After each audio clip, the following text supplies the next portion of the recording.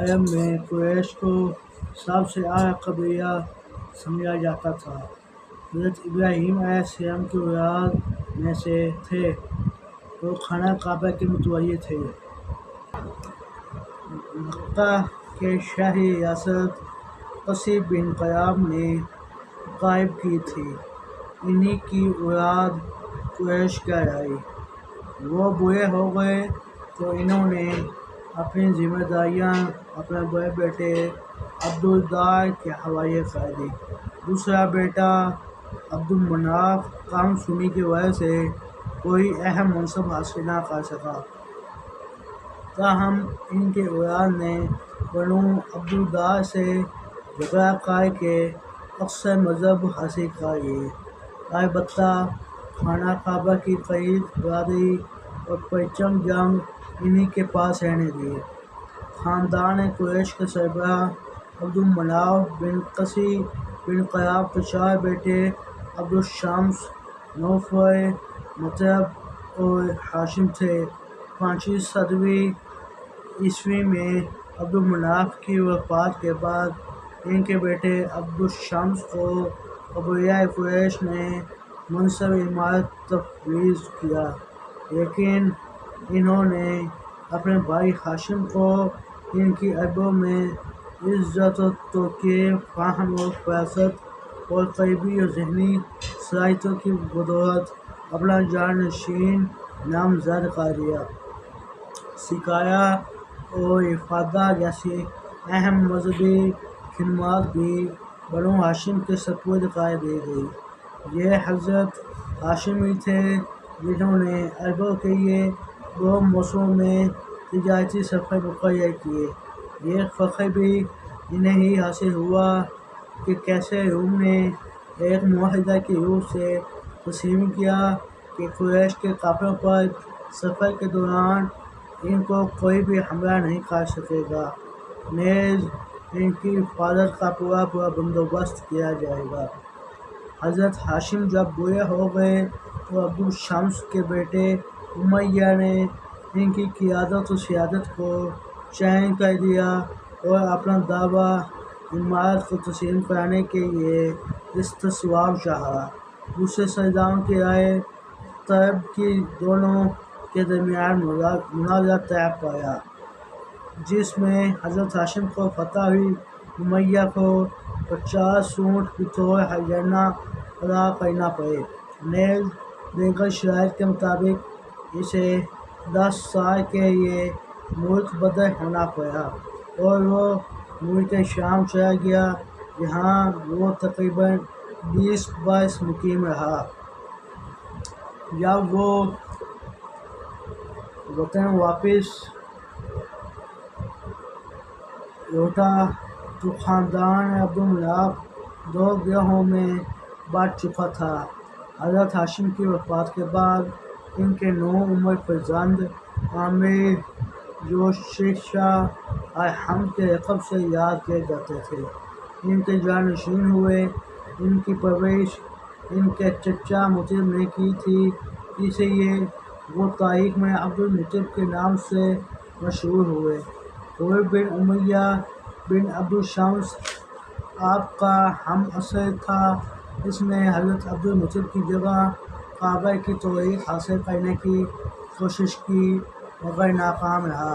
اول یہ لڑائی اور دشمنی ایک معمولی سی چیز تھی جس کے اثرات محدود تھے، جیسا کہ حر بن امیہ اور عبدالمطلب بن ہاشم کے معاملات سے ظاہر ہوتا ہے، لیکن در حقیقت یہ جنگ خاصی خطرناک تھی۔ یہ جنگ تھی قیادت اور سیادت کی۔ 2 قیادتیں برسرپیکار تھیں۔ ان میں سے ایک نیوی تھی جسے دولت و ثروت، امارت و وجاہت اور شان و شوکت پر بھروسہ تھا۔ دوسری روحانی تھی جس کے پیش نظر یہ تھا کہ شعوری اور دینی حسن معنوی کو سوسائٹی اور عوام میں بیدار کیا جائے اور ابھارا جائے۔ حضرت محمد صلی اللہ علیہ وسلم کی بعثت سے بنو امیہ میں دو حیا عناد پیدا ہوا، ایک اس وجہ سے کہ بت پرستی اور آبائی دین پر ضرب پڑتی تھی اور معاشی مفادات بھی خطرے میں تھے، دوسرے یہ کہ بنو ہاشم کی کامیابی ان کی سربراہی اور قیادت کے خاتمے کا اعلان تھی، بالخصوص جنگ بدر میں جب ابو جہل اور دوسرے بڑے لیڈر قتل ہو گئے اور مکہ کی سیادت ابو سفیان کے حصے میں آئی تو بنو امیہ نے مدینہ کی اسلامی ریاست کے خلاف بھرپور جدوجہد کی۔ فتح مکہ نے برائے آخر بنو امیہ کی سرداری اور ریاست کی سربراہی کا دور ختم کر دیا۔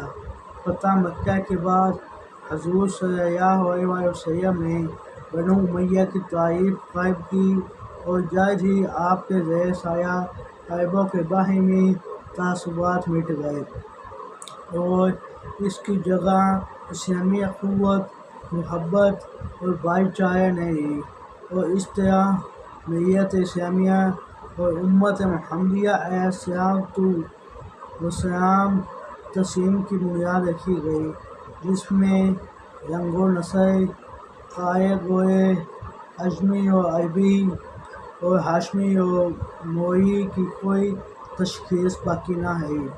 دور خلافت راشدہ میں بنو ہاشم بنو امیہ نے اس دینی جذبہ، اتحاد و اتفاق کے ساتھ فروغ اسلام کے لیے کام کیا، چنانچہ حضرت عمر فاروق کے زمانے میں یزید بن ابو سفیان نے فتح و مشق میں نمایاں کردار ادا کیا اور معاویہ بن ابو سفیان بھی ان کے ہمراہ تھے۔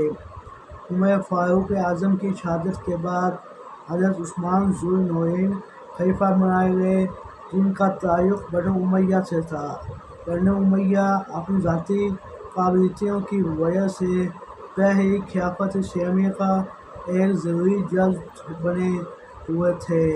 حضرت عثمان غنی کے خلیفہ مقرر ہو جانے کے بعد ان کی نرم مزاجی اور مروان بن الحکم کے اقتدار سے فائدہ اٹھا کر بنو امیہ نے اپنی طاقت و اثر کو یک وقت اس قدر بڑھا لیا کہ وہ تمام عالم اسلامی سے پرچا گئے۔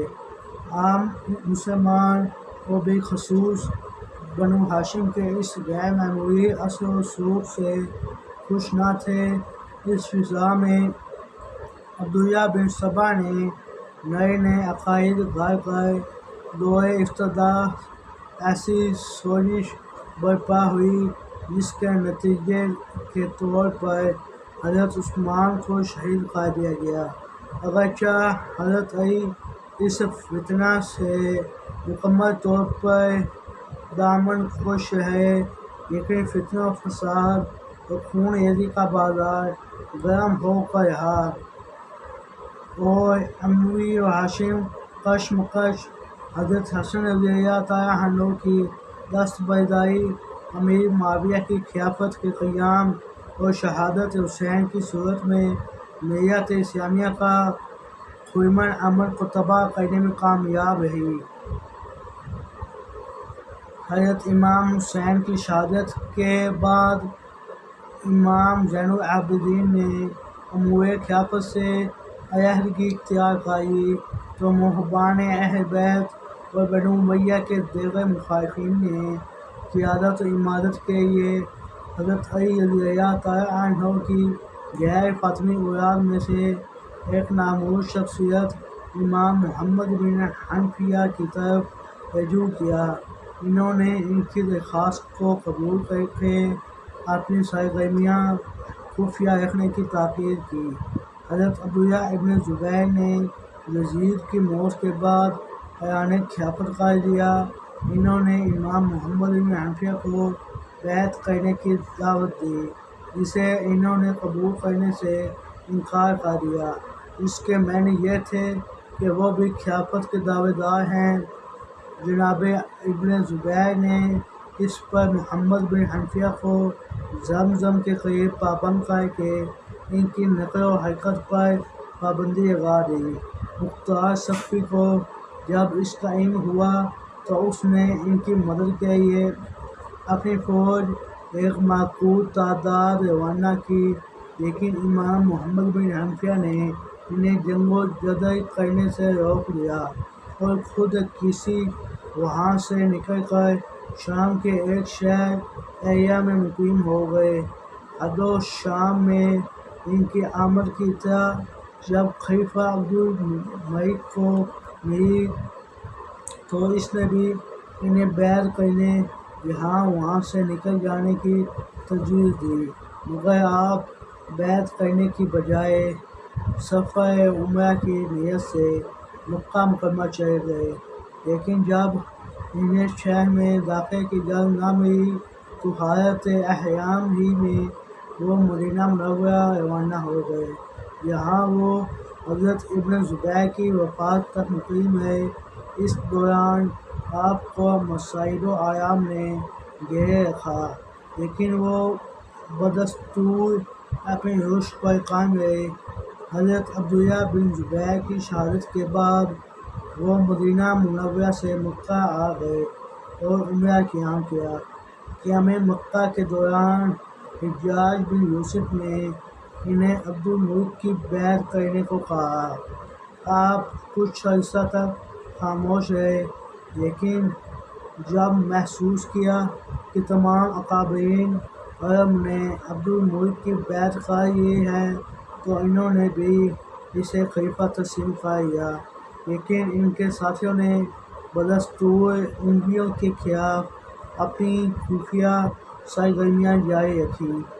امام محمد بن حنفیہ کے انتقال کے بعد ان کے بیٹے ابو ہاشم عبداللہ کے جانشین ہو گئے۔